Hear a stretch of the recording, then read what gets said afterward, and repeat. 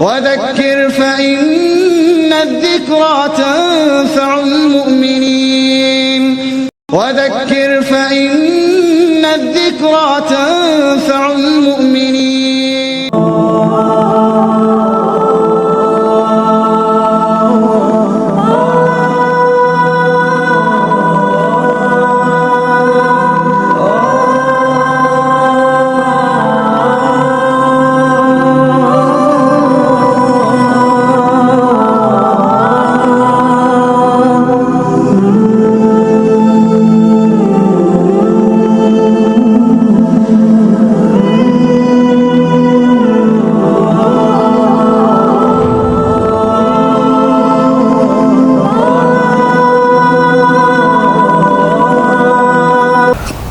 السلام عليكم ورحمة الله وبركاته. بسم الله الرحمن الرحيم. الحمد لله رب العالمين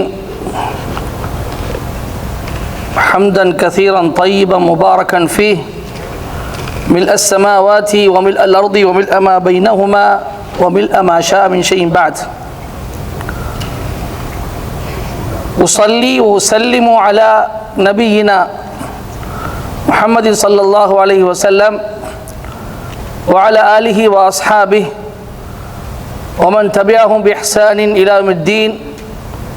أما بعد، قال الله تعالى في محكم تنزيله العظيم: أعوذ بالله من الشيطان الرجيم، بسم الله الرحمن الرحيم.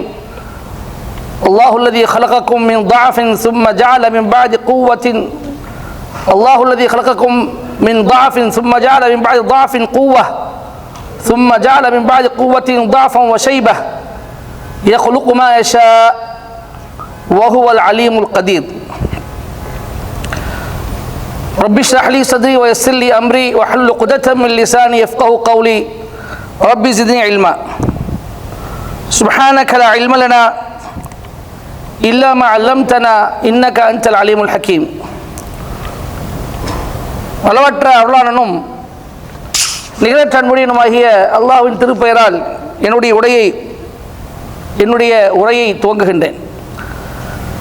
அல்லாஹ்வின் சாந்தியும் சமாதானமும் அவனது அருளும் கிருபையும் கருணையும் மன்னிப்பும் இறுதி தூதர் முஹம்மது ஸல்லல்லாஹு அலைஹி வஸல்லம் அவர்கள் மீதும் அவர்களுடைய தோழர்கள் குடும்பத்தார்கள் அனைவர் மீதும் தாபீன்கள் தபா தாபீன்கள் மீதும் உலகத்தில் உள்ள மூமினான முஸ்லிமான ஆண் பெண்கள் அனைவர் மீதும் கியாமத் நாள் வரை உண்டாகட்டுமாக.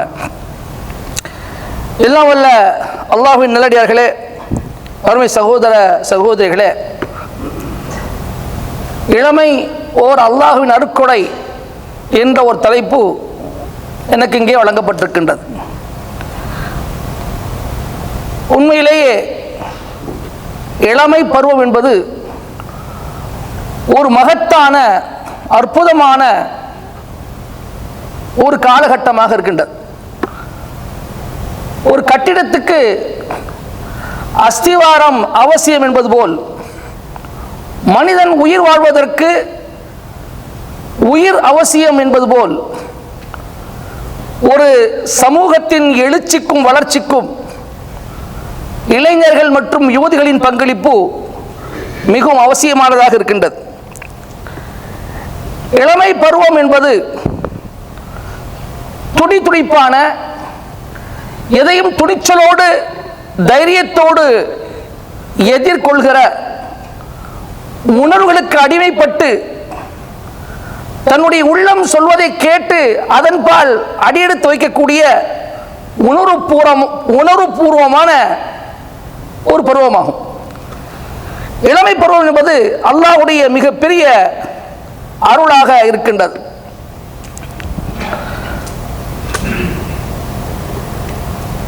அந்த இளமை பருவம் என்பது தனி மனித ஆளுமை வளர்ச்சிப்படியில் மிக முக்கியமான பருவமாகவும் படித்திரமாகவும் இருக்கிறது. உடல் ஆரோக்கியம், உணர்ச்சி உத்வேகம், துடிதுடிப்பும் நிறைய பெற்ற இந்த பருவம் பாதுகாக்கப்பட வேண்டிய நேரான சரியான பாதையில் செலுத்தப்பட வேண்டும். இஸ்லாமிய நெறியில் வார்த்தெடுக்கப்பட வேண்டும். உடல் வலிமையுள்ள இந்த பருவம், இந்த இளமை பருவம், இளைஞர்களில் ஆற்றல்கள், அதாவது உடல் வலிமையுள்ள இந்த இளமை பருவத்தில் இளைஞர்களின் ஆற்றல்கள், ஆவல்கள், வேட்கைகள், உணர்வுகள், திறமைகள், இவை எல்லாமே ஒரு சீரான பாதையின் பக்கம் வார்த்தெடுக்கப்படும் பொழுது இந்த சமூகம் சக்தி பெறக்கூடிய, வலிமை பெறக்கூடிய இடத்துக்கு இது வருகின்றது.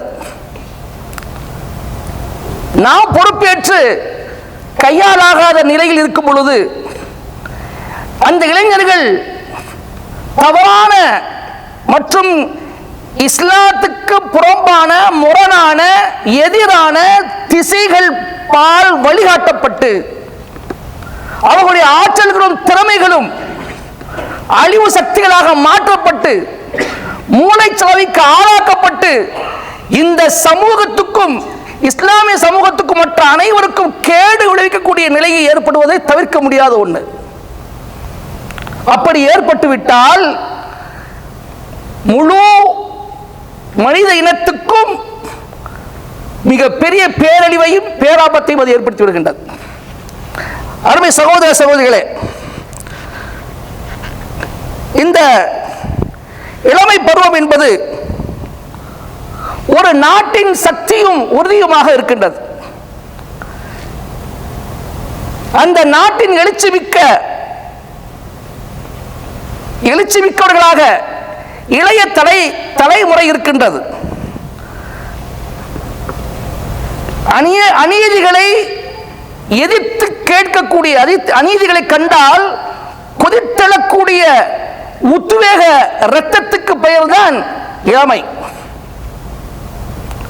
இனிமையும் பல கனவுகளும் கொண்ட அந்த இளமை பருவம் வாழ்க்கை என்ற புத்தகத்தின் ஒரு வித்தியாசமான பக்கமாக இருக்கின்றது. எந்த அளவுக்கு என்று சொன்னால், இளமை பருவத்தை விரும்பாதவர் யாரும் இருக்க மாட்டார்கள்.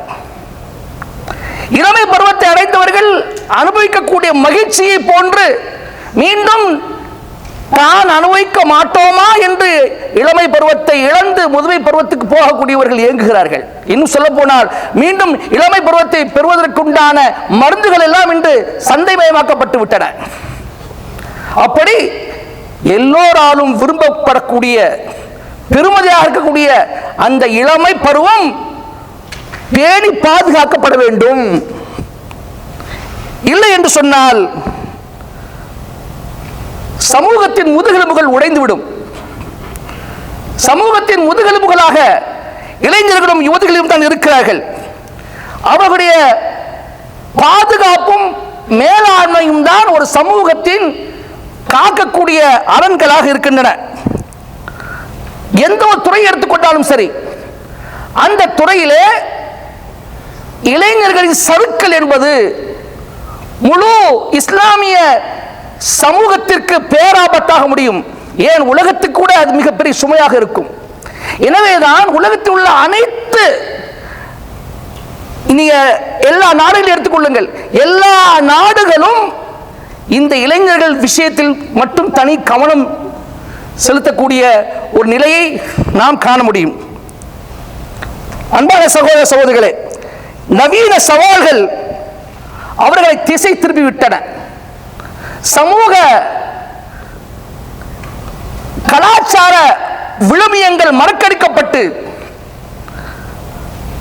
ஏதோ பிறந்தோம், வளர்ந்தோம், பொழுதை கழித்துக் கொண்டிருக்கிறோம், நேரத்தை வீணாக்கி வாழ்ந்துவிட்டு எப்படி போக வேண்டும் என்ற நிலையிலேயே, என்ற எண்ணத்திலேயே வாலிபர்கள் வளர்த்தெடுக்கப்படுகிறார்கள்.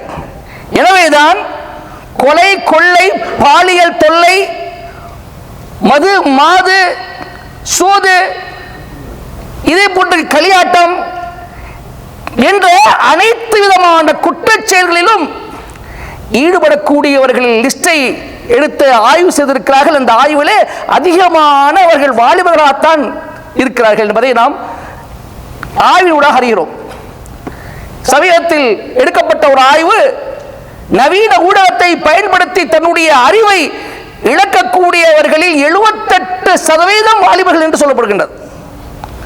78% வாலிபர்கள் சமூக ஊடகத்தை பயன்படுத்தி தன்னைத்தானே அழித்துக் கொண்டு தான் என்ன செய்கிறோம் என்பதை அறியாமல் தன்னைத்தானே அவர் என்ன செய்ய அழித்துக் கொண்டிருக்கிறார்கள். எனவே இந்த இளைஞர் உலகம் என்பது பராமரிக்கப்பட வேண்டிய, கண்காணிக்கப்பட வேண்டிய ஒரு முக்கிய காலகட்டமாக இருக்கின்றது.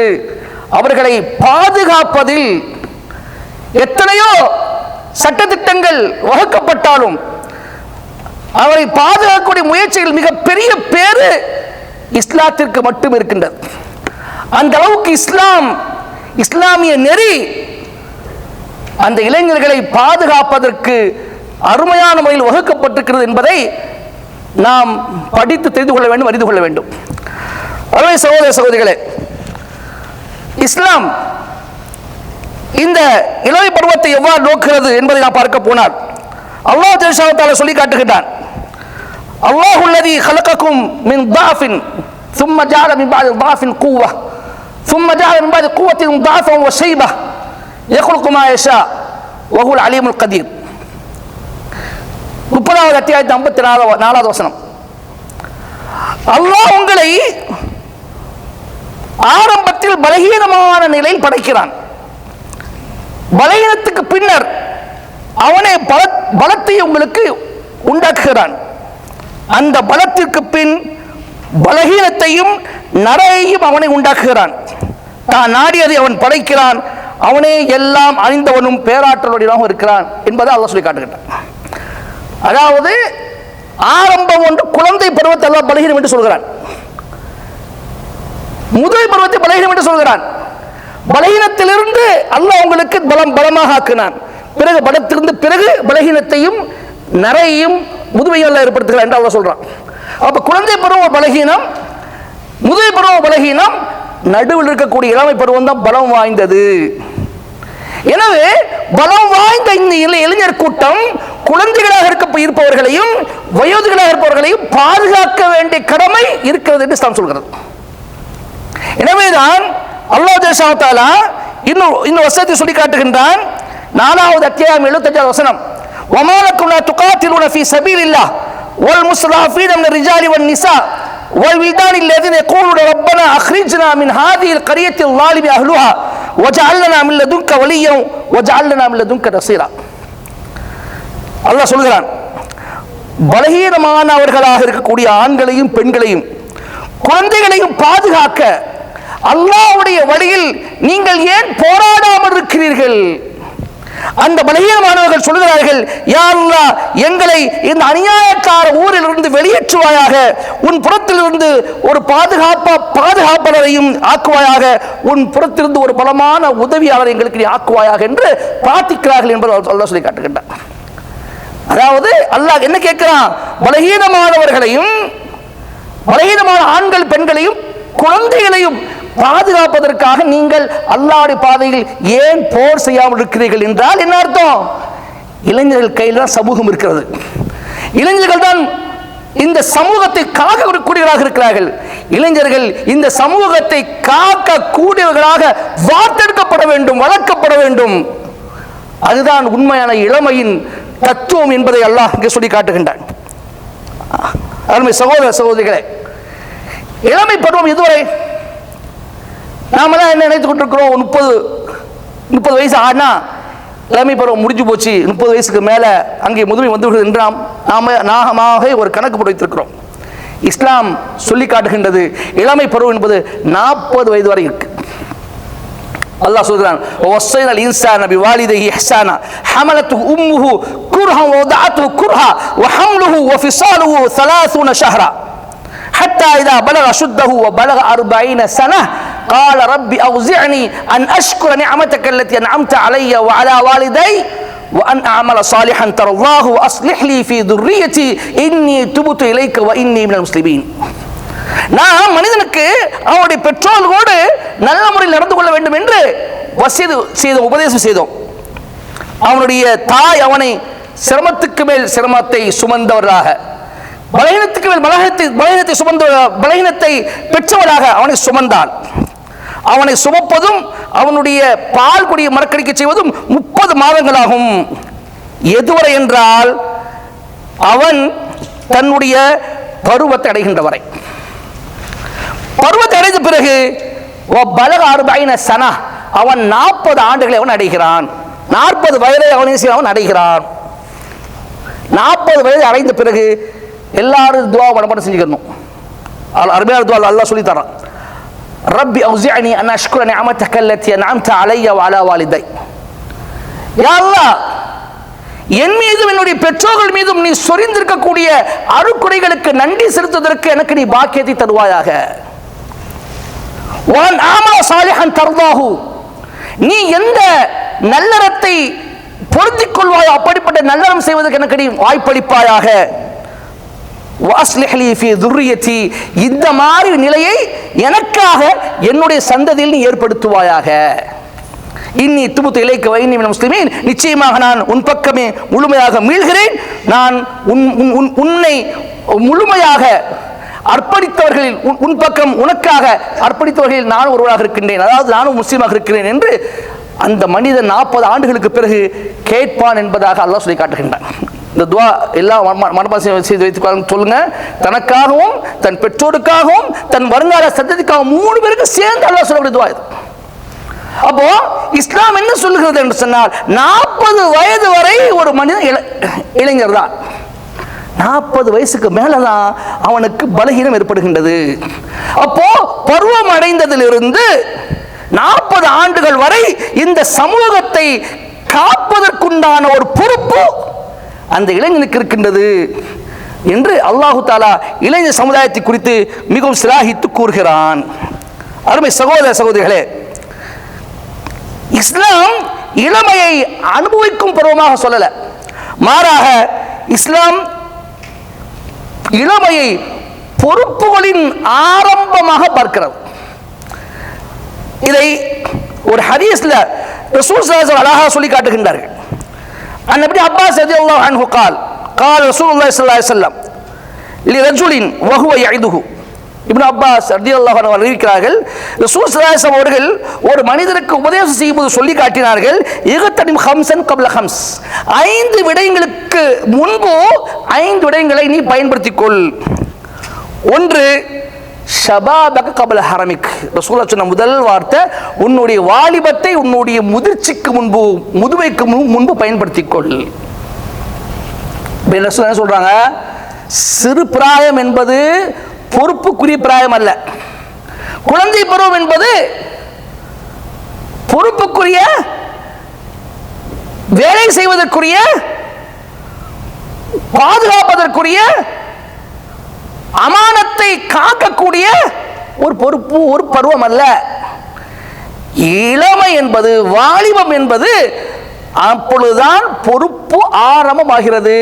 அவன் மீது தன்னுடைய குடும்பம், கூட பிறந்தவர்கள், சுற்று வட்டாரம், நட்புகள், ஊரு, உலகம், சமூகம், சமுதாயம், மார்க்கம், இறை நெறி, இஸ்லாமிய வழிகாட்டுதல், இது எல்லாத்துடைய பொறுப்பும் அவன் மீது சுமத்தப்படுகிறது.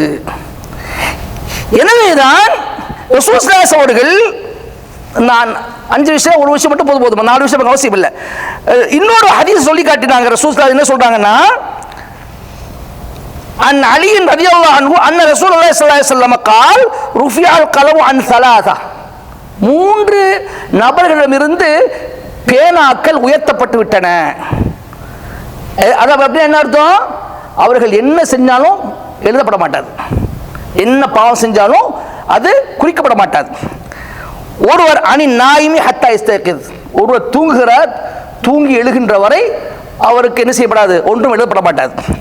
2வது உள்ளவர் வாணி சபி ஹத்தா யஷிப்ப, குழந்தை, அந்த குழந்தை வாலிப பருவத்தை அடைகின்ற வரை ஒன்றும் எழுதப்பட மாட்டாது.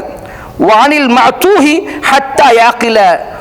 ஒரு மனநோயாளி, அந்த மனநோயாளி அறிவு பெறுகின்ற வரை, புத்தி சுவாதீனம் உள்ளவன், புத்தி பெற்று தெளிவடைகின்ற வரை அவனுக்கும் எந்த ஒரு குற்றமும் பாவம் எழுதப்பட மாட்டாது என்று ரசூல் ஸல்லல்லாஹு அலைஹி வஸல்லம் சொல்லி காட்டுகிறார்கள். திரும்பி இந்த ஹதீஸ் இடம்பெறுகின்றது. இந்த ஹதீஸ் என்ன சொல்லி காட்டுகின்றது? சிறு பிள்ளை பருவம் என்பது பொறுப்பற்றது என்றும் இளமை பருவத்தில் இருந்து செய்யப்படும் தவறுகள் பதியப்படும் என்றும் ரசூல் ஸல்லல்லாஹு அலைஹி வஸல்லம் கூறி காட்டுகிறார்கள். அப்படி என்று சொன்னால் இளமை பருவத்தில் செய்யப்படக்கூடிய தவறுகள், பாவங்கள் மிகப்பெரியது, அல்லாஹ்வுக்கு பிடித்தமில்லாது, அல்லாஹ் விரும்பாதது. அதே சமயத்தில் இளமை பருவத்தை ஒரு மனிதன் நல்ல வழியில் கழிக்கிறான், நல்லறங்களை செய்து அந்த இளமை பருவத்தில் அவன் அல்லாஹ்வுடைய நெருக்கத்தை பெற்றுக் கொள்கிறான், நல்ல காரியத்தை செய்து அல்லாஹ் தம் மீது ஏற்படுத்திய பொறுப்பை நிறைவேற்றுகிறான், அமானிதத்தை நிறைவேற்றுகிறான் என்றால் அவனுடைய சிறப்பு மிகவும் உயர்ந்தது. என்ன அவனுக்கு என்ன சிறப்பு? நாளை அல்லாஹ் ஜல்ல ஷானஹு தஆலா நாளை மஹ்ஷர் மைதானத்திலே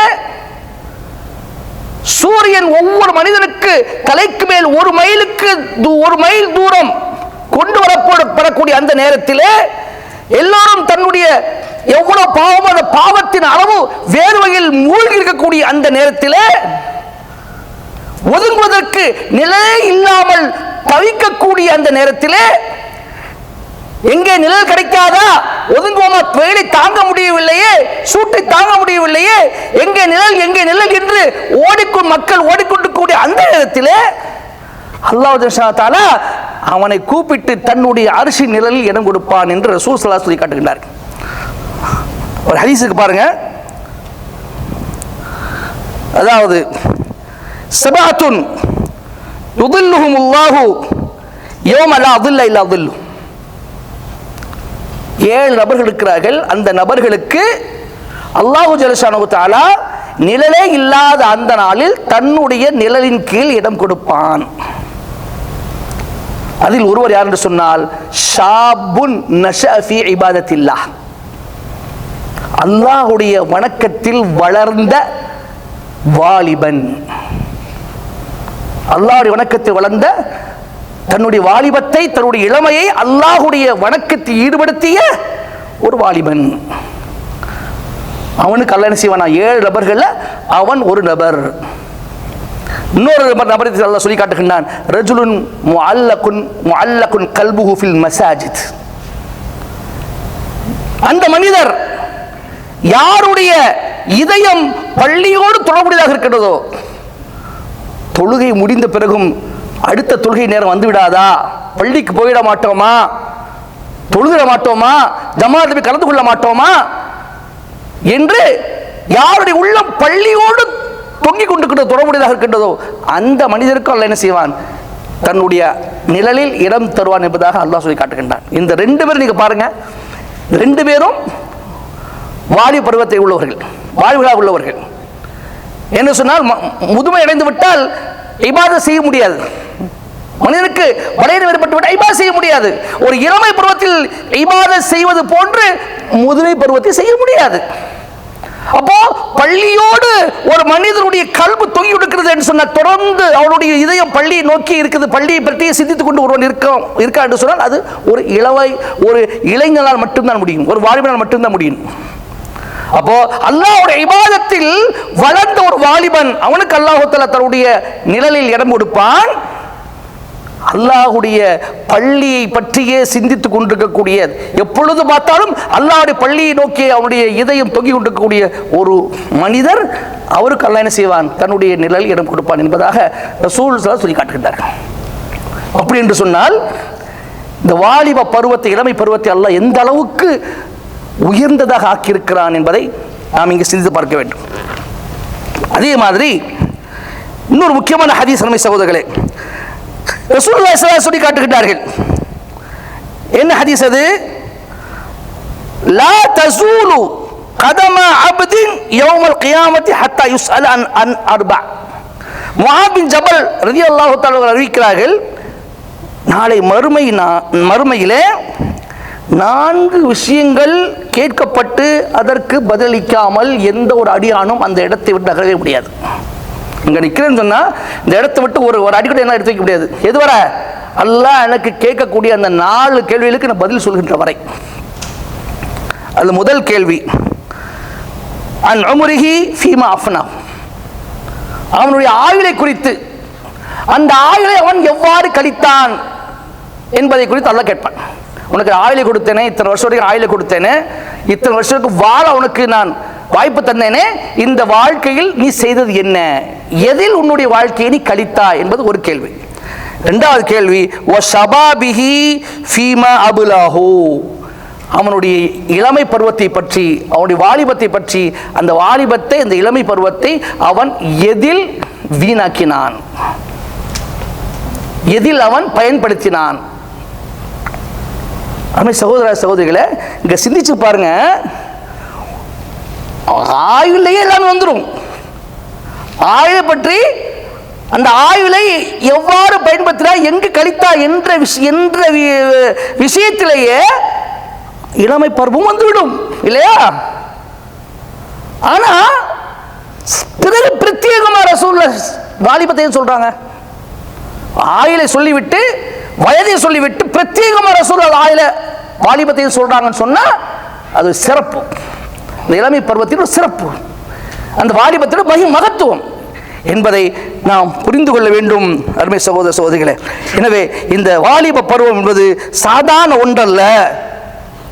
அதுக்கு கொடுக்கக்கூடிய முக்கியத்துவம் இஸ்லாம் வேறு எந்த பருவத்துக்கு கொடுக்கவில்லை என்பதை இந்த ஹதீஸ் மூலமாக நாம் தெளிவாக புரிந்து கொள்கின்றோம். அருமை சகோதர சகோதரிகளே, வழி தவறி செல்லக்கூடிய வாலிபர்களை திருத்துவது நம் மீது கடமையாக இருக்கின்றது. முதல் கடமை பெற்றோர்கள் மீது கடமையாக இருக்கின்றது. அவர்களை பெற்றெடுத்த தாய் தந்தை மீது வழி தவறக்கூடிய தன் மகனையோ மகளையோ சீர்படுத்துவது கடமையாக இருக்கின்றது. அதற்கு முதலில் அவர்கள் நல்லவர்களாக இருக்க வேண்டும். அவர்கள் நல்லவர்களாக, சாலிஹீன்களாக, அந்த மகனையோ மகளையோ சீர்திருத்துவதற்குண்டான ஒரு பக்குவத்தை பெற்றவர்களாக, அறிவை பெற்றவர்களாக, ஞானத்தை பெற்றவர்கள் அவர்களுக்கு இருக்க வேண்டும். எனவேதான் அல்லாஹ் சொல்லி காட்டுகின்றான், வல்லதீன ஆமனு வத்தபஅத்துஹும் ذُرِّيَّتُهُم بِإِيمَانٍ أَلْحَقْنَا بِهِمْ ذُرِّيَّتَهُم وَمَا أَلَتْنَاهُم مِّنْ عَمَلِهِم مِّن شَيْءٍ. யார் ஈமான் கொண்ட அந்த பெற்றோர்களை அவர்களுடைய சந்ததிகள் பின்பற்றி இருந்தால், சுப்ஹானல்லாஹ், அல்லாஹ் சொல்ற வார்த்தை, எவர்கள் ஈமான் கொண்டு அவர்களுடைய பெற்றோரை, அந்த ஈமான் கொண்டவர்களை அவர்களுடைய சந்ததிகள் ஈமானை கொண்டு, ஈமானை கொண்டு அவருடைய சந்ததிகள் பின்பற்றினால், அல்ஹக்னா பிஹிம் ذُرِّيَّتَهُم, நாளை அவர்களோடு சூனத்தில், அவர்கள் சூனத்துக்கு போவாங்களே, அந்த தாய் தந்தை 2 பேர் சூனத்துக்கு போவாங்களே, சூனத்துக்கு போகக்கூடிய அவர்களோடு அவர்களுடைய சந்ததிகளையும் நாம் ஒன்று சேர்ப்போம், சேர்த்து விடுவோம் என்று அதை சொல்லி காட்டுறோம். அப்ப என்ன தெரிகின்றது? பெற்றோர்கள் நல்லவர்களாக இருக்கணும். நல்லவர்களாக இருந்தால்தான் தன்னுடைய மகனையோ மகளையோ வாலிப பருவத்தை அடைந்து விட்டால் திருத்த முடியும். எனவேதான் ரசூல் ஸல்லல்லாஹு அலைஹி வஸல்லம் சொல்லி காட்டுகின்றார்கள், குல்லுக்கும் ராயின் வ குல்லுக்கும் மஸ்ஊலுன் அன் ரஅய்யத்திஹி, உங்கள் ஒவ்வொருவரும் பொறுப்புதாரியே, ஒவ்வொருவரும் தன்னுடைய பொறுப்பை பற்றி கேட்கப்படுவீர்கள். ஃபல் அமீர் அல்லதி அலன் நாஸி ராயின் அலைஹிம் வ ஹுவ மஸ்ஊலுன் அன்ஹும், ஒரு தலைவர், ஒரு ஆட்சியாளர், ஒரு பொறுப்புதாரி, ஒரு ஊர் முத்தவல்லி, ஒரு நாட்டு அரசன், ஒரு குடும்பத்துக்கு பொறுப்பாளன், யாராக இருந்தாலும் சரி, ஒரு இயக்கத்துக்கு தலைவர், ஒரு அமைப்புக்கு தலைவர், ஒரு குடும்பத்துக்கு தலைவர் என்று யாராக இருந்தாலும் சரி, அவர் அனைவரும் என்ன செய்யப்படுவார்கள்? அவர்கள் மக்களுக்கு மீது பொறுப்பாளர்களாக இருக்கிறார். மக்கள் மீது தான் யார் மீது பொறுப்பாக்கப்பட்டார்களோ அவர்கள் மீது பொறுப்பாளர்களாக இருக்கிறார்கள். அவர்கள் அதை குறித்து கேள்வி கேட்கப்படுவார்கள். ஒரு மனிதன் தன்னுடைய குடும்பத்தவர் மீது பொறுப்பாளியாக இருக்கிறான், அவன் அந்த பொறுப்பை குறித்து கேள்வி கேட்கப்படுவான்.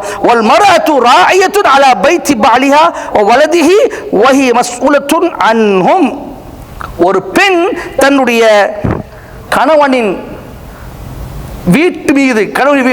வீட்டின் மீது பொறுப்பாளியாக ஆக்கப்படுகிறாள். அவள் தன்னுடைய அந்த பொறுப்பை குறித்தும் வலதிகி தன்னுடைய மக்கமார்களை குறித்தும் அவன் விடவப்படுவாள், கேட்கப்படுவாள். சொல்லி காட்டுகிறார்கள். அப்ப நாளை என்னுடைய மகன் இளமை பருவத்தை அடைந்த பிறகு தவறான வழிக்கு சென்று விட்டு வழி தவறி போய் கொலையிலும் கொள்ளையிலும் பாலியல் பலாத்காரத்திலும் திருட்டிலும் மதுவிலும் மாதுவிலும் சுகம் கண்டு கொண்டு தெரிந்து கொண்டிருந்தான் என்று சொன்னால் நான் பொறுப்புதாரி. அல்லாஹ்ட்ட பதில் சொல்லி நம்ம ஆளாது, அல்லாஹ் தப்பிக்க முடியாது. அதே நேரத்தில் என்னுடைய மகன் சிறந்த சாலிஹான பிள்ளையாக, அல்லாஹ்வுக்கு நெருக்கமானவனாக, அல்லாஹ்வுடைய அன்பை வரலை பெற்றவனாக திகழ்ந்து அல்லாஹ்வுடைய திருப்தியையும் அவனுடைய அருளையும் பெற்று இந்த உலகத்தில் வாழ்ந்து மன்னித்தான் என்று சொன்னால் அவன் நாளை என்னோட சூனத்தில் இருப்பான். இல்லை என்றால் நான் சூனத்தில் இருந்தாலும் கூட எனக்கு அல்லாஹ்வோட பதில் சொல்ல வார்த்தை இருக்கார் என்பதை நான் புரிந்து கொள்ள வேண்டும். அதே சமயத்தில் இளைஞர்களை திருத்தும் பொழுது ஆவேசமாகவோ ஆத்திரமாகவோ அவசரமாகவோ வார்த்தைகளை பயன்படுத்தக்கூடாது. ஒரு நிதானமாக நடந்து கொள்ள வேண்டும். அவர்கள் சைக்காலஜி புரிந்து கொள்ள வேண்டும், மனநிலை புரிந்து கொள்ள வேண்டும். ரசூல் ஸல்லல்லாஹு அலைஹி வஸல்லம் கொடுத்த மிகப்பெரிய கிஃப்ட், அல்லாஹ் கொடுத்த மிகப்பெரிய கிஃப்ட்ல ஒன்று தெரியுமா? தனக்கு எதிராளியுடைய மனநிலை புரிந்து கொள்வார்கள். எதிராளி சைக்காலஜி இதுக்கல்ல ரசூல் ஸல்லல்லாஹு அலைஹி வஸல்லம் படிக்காதவர்கள், எழுத படிக்க தெரியாதவர்கள். அல்லாஹ் தஆலா குர்ஆன் உம்மி என்று சொல்கிறான். அல் உம்மி, உம்மி நபி, எழுத படிக்க தெரியாத நபி. எழுத படிக்க தெரியாத அந்த நபி உலகத்தில் எத்தனையோ விஷயங்களில் மிக சிறப்பாக திகழ்ந்திருக்கிறார்கள். அதில் ஒன்றுதான் மனநல மருத்துவர், மனநல நிபுணர், மிகச்சிறந்த நிபுணர், மிகச்சிறந்த மனநல மருத்துவர். ரசூலுல்லாஹ்வோட உலகத்தை யாரும் இருக்க முடியாது. அந்த அளவுக்கு கெட்டு போகக்கூடிய ஒரு வாலிபனை, ஒரு இளைஞனை அவனை பக்குவப்படுத்துவதற்காக அந்த அளவுக்கு மென்மையாக நடந்துக்காக ஒரு சம்பவம் பாருங்கள். என்னை ஆச்சரியப்படுத்திய சம்பவம்.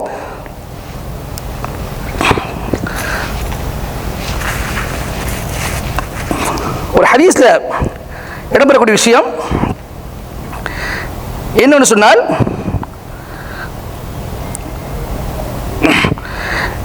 அஹ்மத் மற்றும் தபரானில ஒரு சம்பவம் இடம்பெறுகின்றது.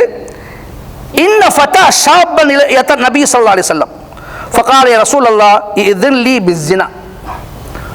ஒரு இளைஞன், வாலிப பருவத்தை அடைந்த ஒரு வாலிபன் ரசூல் ஸல்லல்லாஹு அலைஹி வஸல்லம் அவர்கிட்ட வந்து சர்வ சாதாரணமாக எந்த ஒரு பயம் இல்லாமல், அச்சம் இல்லாமல், ஏதாவது ஒரு சஞ்சலம் இல்லாமல், ஒரு தயக்கம் இல்லாமல் எல்லாருக்கும் முன்னாடி சொல்றாரு, எதன்லி யா ரசூலல்லாஹ் பிஸ்ஸினா, அல்லாஹ்வின் தூதரே விபச்சாரம் செய்வதற்கு எனக்கு அனுமதி கொடுங்கள். சர்வசாதாரணமாக ரசூலுல்லாஹ் மீது ஈமான் கொண்டு வருவார். யா ரசூலல்லாஹ், உங்கள் மீது ஈமான் கொண்டு வந்து விட்டேன், எல்லாத்தையும் நான் செய்து கொண்டிருக்கிறேன், எல்லாவற்றையும் உங்களை நான் பின்பற்றிக் கொண்டிருக்கிறேன். ஆனால் இந்த விஷயத்தை மட்டும் என்னால் விட முடியவில்லை, விபச்சாரத்தை என்னால் விட முடியல, எனவே எனக்கு நீங்க விபச்சாரம் செய்ய அனுமதி கொடுங்கள் என்று கேட்கிறார்கள். فأقبل القوم عليه فزجروه وقالوا مه مه. இந்த விஷயத்தை கேட்ட உடனே எல்லா சஹாபாக்களும் ஆத்திரம் தாங்க முடியல, எல்லாரும் அவர் மீது பாய்ந்தார்கள், அடிப்பதற்காக பாய்ந்தார்கள். அவனை என்ன செய்தார்கள்? ஏசினார்கள், திட்டினார்கள். எல்லாரும் என்ன செஞ்சாங்க? கோவப்பட அவன் மீது பாய்ந்தார்கள். நபி ஸல்லல்லாஹு அலைஹி சொன்னாங்க, மஹ் மஹ், விடுங்க விடுங்க, அவசரப்படாதீங்க. யாரும் அவரை கிட்ட போய் என்ன செய்யாது, யாரும் அவர் கிட்ட போய் அவரை அடிக்காதீங்க, அவரை ஒன்றும் செய்யாதீங்க என்று சொல்லி ரசூல் ஸல்லல்லாஹு அலைஹி வஸல்லம் சொல்றாங்க. சொன்ன பிறகு ஃபகால உதுனு உதுனு, வாலிபனே, இளைஞனே, என்கிட்ட வா, என்கிட்ட வா அப்படின்னு கூப்பிடுறாங்க. ஃபதனா மின்ஹு கரீபன், ரசூலுல்லாஹ் கூப்பிட்ட உடனே ரசூலுல்லாஹ்க்கு அருகில் போய் நிற்கிறார். கால சொல்றாங்க, ஃபஜலஸ, அந்த அறிவிக்கக்கூடிய சஹாபி அறிவிக்கிறார், அந்த ரசூலுல்லாஹ்வுக்கு அருகில் வந்ததுக்கப்புறம் அவர் ரசூலுல்லாஹ்வுடைய பக்கத்தில் உட்கார்ந்துட்டார். கால துஹிப்புஹு லி உம்மிக், விபச்சாரத்துக்கு அனுமதி தாங்கன்னு கேட்கிறியே, இந்த விபச்சாரத்தை உன்னுடைய தாய்க்காக நீ விரும்புவாயா? இந்த விபச்சாரத்தினுடைய தாய் ஈடுபட்டிருந்தா அதை நீ விரும்புவாயா என்று கேட்கிறாங்க. கால லா வல்லாஹி ஜாலனி அல்லாஹு ஃபிதாக், அல்லாஹ் சத்தியமாக இல்லை யா ரசூலல்லாஹ், அல்லாஹ் என்னை உங்கள் மீது அர்ப்பணமாக்கட்டும் சொல்லிட்டு சொல்றாங்க. வலன்னாசு யுஹிப்புனஹு லி உம்மஹாத்திஹிம், மக்களில் யார்தான் இந்த காரியத்தை தன்னுடைய தாய்மகளுக்காக விரும்புவார்கள் என்று கேட்கிறார் என்று சொல்கிறார். ரசூல் ஸல்லல்லாஹு அலைஹி வஸல்லம் திரும்ப கேட்கிறாங்க, அஃப துஹிப்புஹு லி இப்னதிக், இந்த விபச்சாரத்தினுடைய மகளுக்காக நீ விரும்புவாயா? உன் மக விபச்சாரம் செய்வதை விரும்புவாயா என்பது அவர் சொன்னார். லா வல்லாஹி யா ரசூலல்லாஹ், அல்லாஹ் இல்லை, அல்லாஹ் சத்தியமாக, அல்லாஹ் சத்தியமாக இல்லை. ஜாலனி அல்லாஹு ஃபிதாக், அல்லாஹ் என்னை உங்களுக்கு அர்ப்பணமாக்கட்டும். வலன்னாசு யுஹிப்புனஹு லி பனாத்திஹிம், எந்த மனிதன் தான் தன்னுடைய மகளுக்கு இந்த விபச்சாரத்தை விரும்புவான்? மக்கள் யாருமே மகளுக்காக இதை விரும்ப மாட்டார்கள். சரி, அடுத்த ரசூலுல்லாஹ் மூணாவது கேள்வி கேட்கிறாங்க.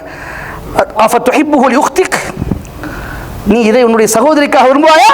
கால லா வல்லாஹி யா ரசூலல்லாஹ் ஜாலனி அல்லாஹ் ஃபிதாக், இல்லை அல்லாஹ் சத்தியமாக இல்லை, அல்லாஹ் என்னை உங்களுக்கு அர்ப்பணமாக்கட்டும். வலன்னாசு யுஹிப்புனஹு லி அஹ்வாத்திஹிம், எந்த மக்களும் தன்னுடைய சகோதரிக்காக அதை விரும்ப மாட்டார்கள் யா ரசூலல்லாஹ்.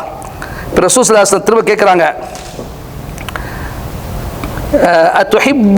அஃபதுஹிப்பு லி அம்மதிக், உன்னுடைய மாமிக்காக, தாய் தந்தை கூட பிறந்த சகோதரிக்காக அதை விரும்புவாயா? அதுக்கும் அதே பதில் தான் அவர் சொல்றார். திரும்ப ரசூல் கேட்கிறாங்க, அஃபதுஹிப்பு லி ஹாலதிக், நீ உன்னுடைய ஹாலாவுக்காக, தாய் கூட பிறந்த சகோதரிக்காக அதை நீ விரும்புவாயா? அப்போ என்ன செய்யறாரு அவர்? அதை இல்லை யா ரசூலல்லாஹ், யாரும் நான் அதை விரும்பவில்லை, மக்களும் அதை விரும்ப மாட்டார்கள் என்று அவர் சொல்கிறார். பிறகு ரசூல் ஸல்லல்லாஹு அலைஹி வஸல்லம் அவர்கள் என்ன செய்கிறார்கள் என்று சொன்னால், ஃபவதஅ யதஹு அலைஹி, தன்னுடைய கை அவருடைய நெஞ்சிலே வைக்கிறார்கள். وقال اللهم اغفر ذنبه وطهر قلبه وحسن فرجه, யா அல்லாஹ் இவர் பாவம் செய்து விட்டார், யா அல்லாஹ் இவர் பாவத்தை மன்னிப்பாயாக, யா அல்லாஹ் விபச்சாரம் செய்து கொண்டிருந்தார், விபச்சாரம் செய்த என்னிடம் ஒரு அபிஷியலாக அனுமதியும் கேட்கிறார், எனவே இவர் பாவம் செய்து விட்டார், யா அல்லாஹ் இவருடைய பாவத்தை மன்னிப்பாயாக. வதஹிர் கல்பஹு, அவருடைய இதயத்தை நீ தூய்மைப்படுத்துவாயாக.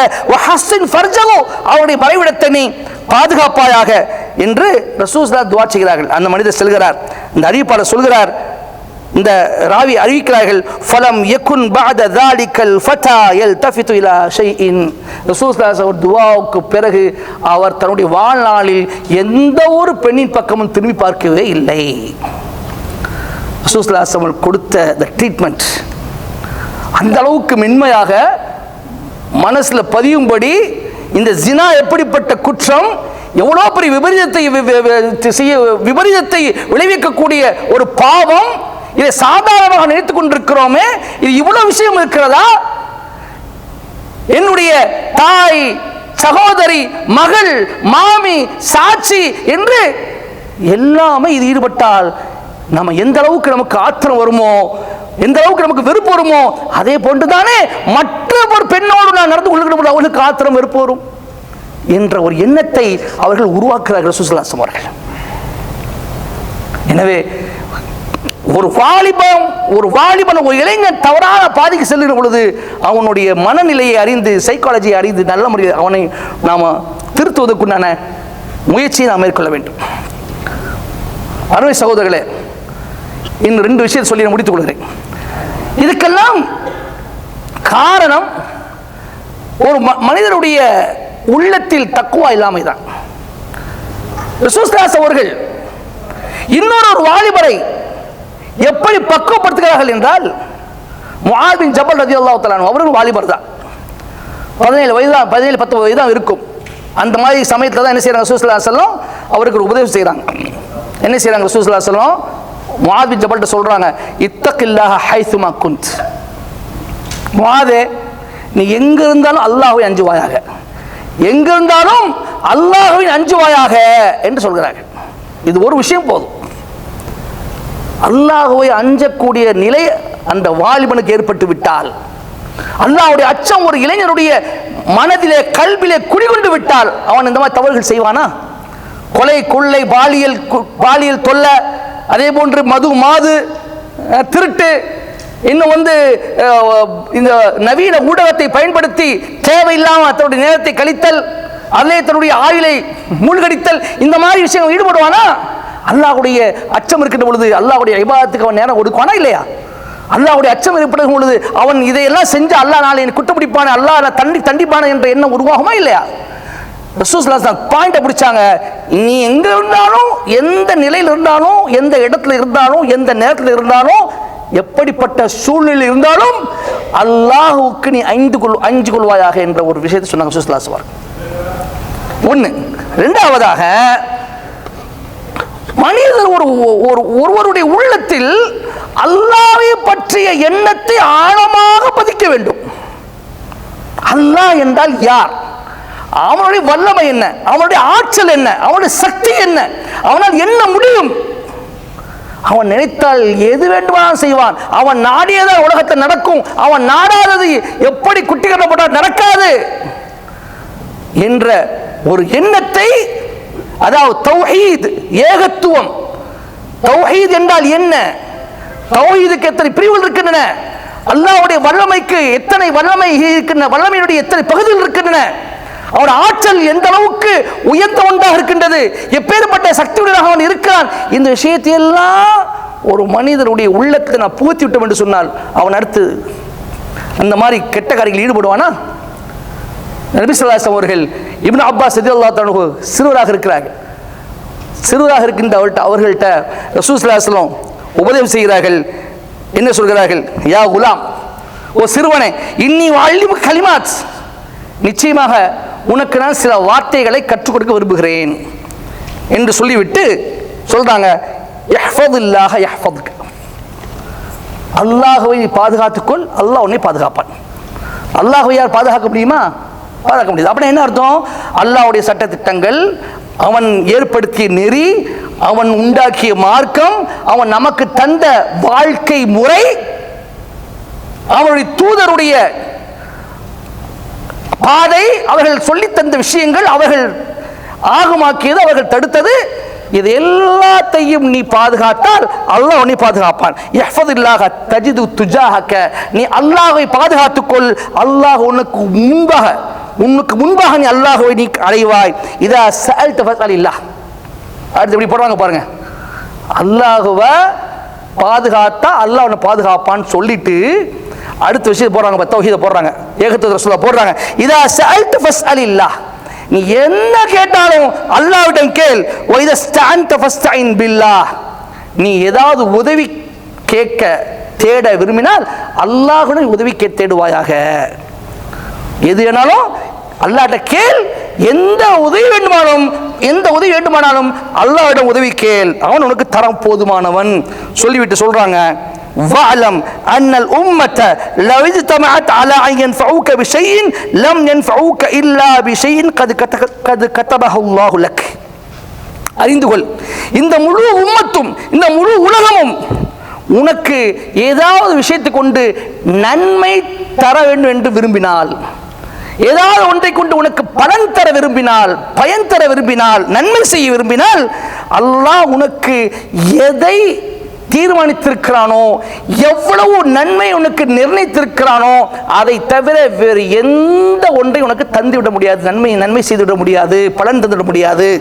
அதே போன்று இந்த முழு உலகமும், இந்த முழு சமுதாயமும் ஒன்று திரண்டு உனக்கு தீமை செய்ய நாடினால், உனக்கு தீங்கு விளைவிக்க நாடினால், அல்லாஹ் உனக்காக எவ்வளோ தீர்மானித்திருக்கிறானோ, எந்த தீமையை, எந்த தீயதை நிர்ணயித்திருக்கிறானோ, அதை தவிர, அல்லாஹ் விதித்ததை தவிர வேறு எதையும் உனக்கு அவர் என்ன செய்ய முடியாது, தீமையாக தந்துவிட முடியாது, வேறு எதையும் உனக்கு தீமை செய்துவிட முடியாது என்று ரசூல் ஸல்லல்லாஹு அலைஹி வஸல்லம் அவர்கள் சொல்லிவிட்டு, ருஃபியத்துல் அக்லாம் வஜஃபத்தி ஸுஹுஃப், பேனைகள் உயர்த்தப்பட்டு விட்டன, ஏடுகள் காய்ந்து விட்டன என்று சொன்னார்கள். அப்துல்லா பின் அப்பாஸ் ரலியல்லாஹு அன்ஹு அறிவிக்கக்கூடிய ஹதீஸ் திர்மிதி மற்றும் அஹ்மது இடம்பெறுகின்றது. அன்மை சகோதரர்களே, குலாம் என்று சொன்னார் ரசூலுல்லாஹ், குலாம் என்று சொல்கிறார்கள். இப்னு அப்பாஸ் ரலியல்லாஹு தஆலா அன்ஹு, இப்னு அப்பாஸ் ரலியல்லாஹு தஆலா சிறுவராக இருந்தார்கள். ரசூல் ஸல்லல்லாஹு அலைஹி வஸல்லம் அவர்கள் இறந்து போகும்போது அவங்க பருவ இதை அவங்க அடைகிறாங்க.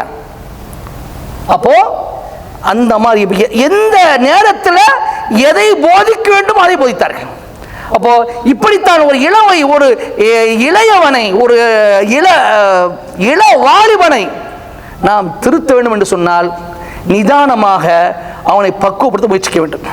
ஆத்திரத்தோடு, ஆவேசத்தோடு, அவசரத்தோடு நாம் அவனை திருத்த முயற்சி பண்ணி ஏதாவது ஒன்று நம்ம சொல்ல ஆரம்பித்து செய்ய ஆரம்பித்தோம் என்று சொன்னால் அது நேர் எதிர்மறையாகத்தான் முடியும்.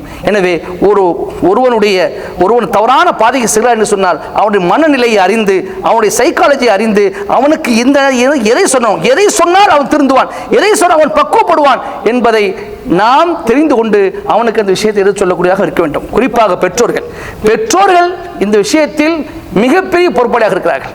மற்றவர்கள் பிரச்சனை இல்லை, எல்லோரும் அவரவர்கள் தங்களுடைய பிள்ளைகள் விஷயத்தில் பொறுப்பாளியாக இருக்கிறார்கள். அவரவர்கள் தங்களுடைய பிள்ளை விஷயம் கவனம் செலுத்த வேண்டும். ஏற்கனவே ஆரம்பத்தில் நம்ம சித்திக் அவர்கள் சொன்ன மாதிரி இங்கே இருக்கக்கூடிய எத்தனை பேர் இங்கே பேச்சலாக இருக்கிறார்கள்.